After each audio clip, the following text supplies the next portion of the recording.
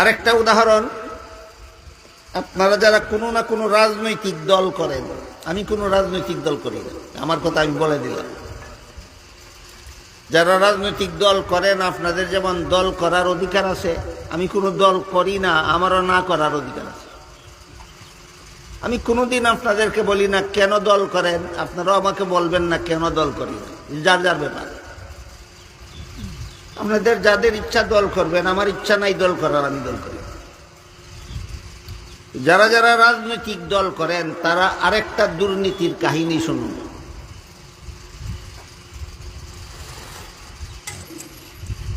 বাংলাদেশের গদিতে পালাক্রমে দুইটা দল হয়ে যাইতে পারে, তৃতীয় কোনো দল নির্বাচনের মাধ্যমে গদি পর্যন্ত যাইতে পারে না। তৃতীয় কোনো দল গদিতে যাইতে হইলে দুই দলের কোনো এক দলের লেজও দইরা যাইতে হয়, অন্য দলের লেজও না দইরা আর কোনো দল গদিতে যাইতে পারে না, দুইটা দল যাইতে পারে। এই দুই দলের এক দলে গদিতে গিয়া কয় ই দলে দেশটা লুটতে খাইছে, আর ই দলে গদিতে গিয়া কয় হি দলে দেশটা লুটতে খাইছে। দুনো দলেই যদি সত্য কথা কইয়া থাকে, আপনারাই বলেন আসলে কাহিনীটা কি হইছে, ঘটনাটা কিতা হইছে? দুই দলই দেশ লুটিয়া খায়, গদিত গেলেও দেশ লুটিয়া খায়। এরা অশিক্ষিত? এই দুই দল কোনো শিক্ষিত নাই, গদিত গিয়ে দেশ লুটিয়া খায় কেন? যে শিক্ষায় শিক্ষিত, এই শিক্ষার দ্বারা আল্লাহর কাছে কি জবাব দিব এই ভয় অন্তরে জাগে না। যে দলেরই হোক, যত বড় শিক্ষিতই হোক, তোমার দলেও তোমার অন্তরে আল্লাহর কাছে কি জবাব দিব এই ভয় জাগাইয়া দেয় না। তোমার শিক্ষাও তোমার অন্তরে আল্লাহর কাছে কি জবাব দেব সেই ভয় জাগাইয়া দেয় না। কাজেই যত বড় শিক্ষিত হবে তত বড় দুর্নীতিবাজ হতে বাধ্য। বুঝে থাকলে বলেন, মাদ্রাসা শিক্ষায় আর অন্য শিক্ষায় বেশ কম আসেনি? অন্য শিক্ষার দ্বারা ডাক্তার হওয়া যায়, ইঞ্জিনিয়ার হওয়া যায়, বিজ্ঞানী হওয়া যায়, কবি হওয়া যায়, দার্শনিক হওয়া যায়, দুর্নীতিমুক্ত হওয়া যায় না। একমাত্র মাদ্রাসা শিক্ষা, যারা যে শিক্ষা মানুষকে দুর্নীতিমুক্ত সমাজ গড়ার ব্যবস্থা দান করে। এবার আমরা বোঝার চেষ্টা করব, মাদ্রাসা শিক্ষার দ্বারা যাদের অন্তরে শেষ বিচারের ভয় জাগ্রত হয়, যারা সরাসরি মাদ্রাসায় লেখাপড়া করে আলেম হন, তাদের অন্তরে যেভাবে আল্লাহর কাছে কি জবাব দিব এই ভয় জাগ্রত হয়। যথেষ্ট পরিমাণ মুসলমান আমাদের সমাজে আছেন যারা মাদ্রাসা শিক্ষায় শিক্ষিত না, কিন্তু মাদ্রাসা শিক্ষায় শিক্ষিত আলেমদের সাথে সুসম্পর্ক বজায় রাখে, জীবনযাপন করে। নিজে আলেমরা আলেম না, কিন্তু আলিমের সাথে সম্পর্ক রাখে জীবনযাপন করে। এটাও আল্লাহর রাসূলের হুকুম। আল্লাহর রাসূল হুকুম করেছেন, তোমরা যারা আলেম না, তোমরা আলেমদের কথা মতো জীবনযাপন করো যদি জাহান্নাম থেকে বাঁচতে চাও। হাদিসটা হইল, রাসূল বলেন, কুন আলিমান আও মুতাআল্লিমান আও মুস্তামিআন আও মুহিব্বান ওয়ালা তাকুন খামিসান ফাতাহলিক। রাসূল বলেন, জাহান্নাম থেকে বাঁচার জন্য তোমার এক নম্বর পথ হইল তুমি আলেম হও।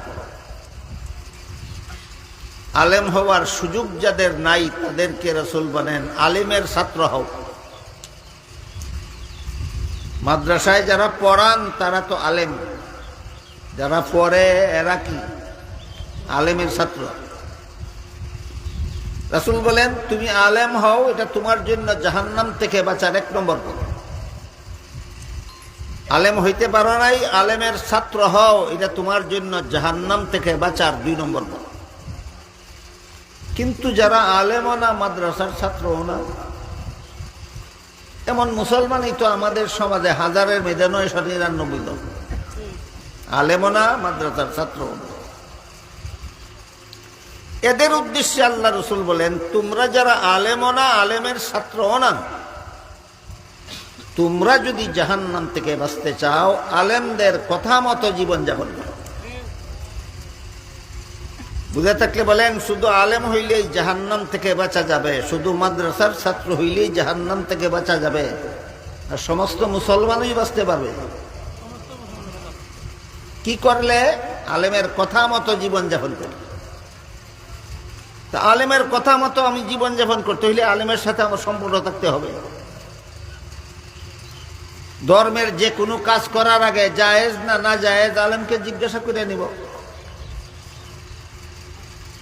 ধর্মের কোনো কাজ করতে হইলে কিভাবে করলে শুদ্ধ হয়, কিভাবে করলে ভুল হয়, আলেমের কাছ থেকে জেনে নেব। সংসারের কোনো কাজ করতে হলে হালাল না হারাম আলেমের কাছ থেকে জেনে নেব। আলেম যেভাবে বলেন সেভাবে ধর্মের কাজ করব, আলেম যেভাবে বলেন সেভাবে সংসারের কাজ করব। রাসূল বলেন, এটাই তোমাদের জন্য জাহান্নাম থেকে বাঁচার পথ। আলেমের কাছ থেকে জেনে নেব শুদ্ধ না ভুল, আলেমের কাছ থেকে জেনে নেব হালাল না হারাম। আলেমের সাথে কোনো সম্পর্ক থাকলে না না থাকলে থাকলে, এইভাবে যারা আলেমের সাথে সম্পর্ক রাখেন, আলেমের কথা মতো হালাল হারাম জেনে নেন, সেই অনুপাতে জীবন যাপন করেন, এরা সরাসরি কোরআন শিক্ষায় শিক্ষিত না, কিন্তু এদের অন্তরটা কোরআন শিক্ষার আলোতে আলোকিত। বলেন, এরা সরাসরি কোরআন শিক্ষায় শিক্ষিত না এদের অন্তর কোরআন শিক্ষার আলোতে আলোকিত?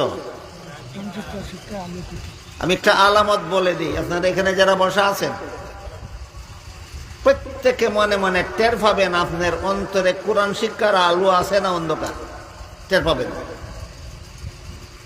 যারা বসা আছেন প্রত্যেকে টের পাবেন যে আপনার অন্তরটা কোরআন শিক্ষার আলোতে আলোকিত না কোরআন শিক্ষার আলো থেকে বঞ্চিত, অন্ধকার। সেটা হইল,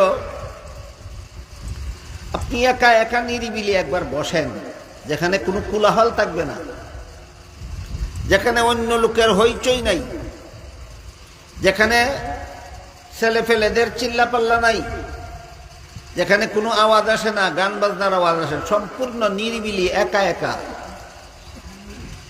এক সময় নিরিবিলি এক জায়গায় বসেন, বসে আপনি নিজে আপনার মনকে জিজ্ঞাসা করেন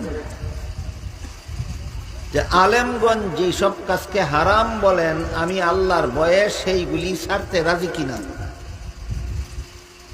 আলেমগঞ্জ যে কাজগুলিকে ফরজ ওয়াজিব সুন্নত বলেন, আমি আল্লাহকে সন্তুষ্ট করার জন্য সেইগুলি করতে রাজি কিনা। মন যদি বলে রাজি, আলেম বলছেন হারাম, এই কাজ আমি করব। আলেম বলছেন এটা ফরজ, এটা আমার করতেই হবে। প্রমাণ হয়ে গেল আপনার অন্তর কোরআন শিক্ষার আলোতে আলোকিত। আপনার অন্তর কোরআন শিক্ষার আলোতে আলোকিত। আমি আগেই বলেছি, কথা বুঝলে টের পাবেন। আপনারা যারা বসা আছেন প্রত্যেকে টের পাবেন আপনার অন্তরটা আলোকিত না অন্ধকার।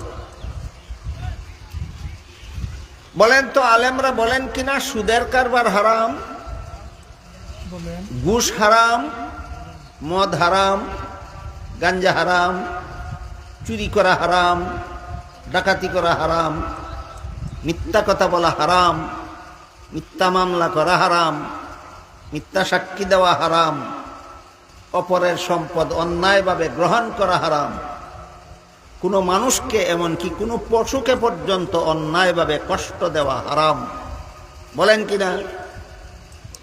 আপনার অন্তর যদি বলে যেহেতু এগুলি হারাম আমি এগুলি করব না।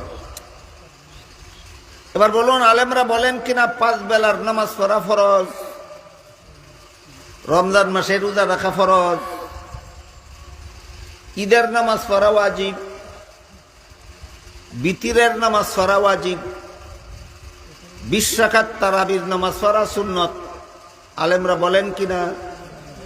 আপনার মন যদি বলে যেহেতু আলেমরা বলেন এগুলি সওয়াবের কাজ আমি এগুলি করব, মনে যদি কয়, আমার সামনে আমাকে খুশি করার জন্য মুখে মুখে ওয়াদা করলে কোনো কাজ হবে না। আপনাকে যদি আপনার মনে কয় যেই কাজগুলিকে আলেমরা হারাম বলেন আমি এই কাজগুলি করব না, যেই কাজগুলি ফরজ ওয়াজিব সুন্নত আলেমরা বলেন আমি সেইগুলি করব। আপনার মন যদি আপনাকে বলে, প্রমাণ হয়ে গেল আপনার অন্তর কোরআন শিক্ষার আলোতে আলোকিত।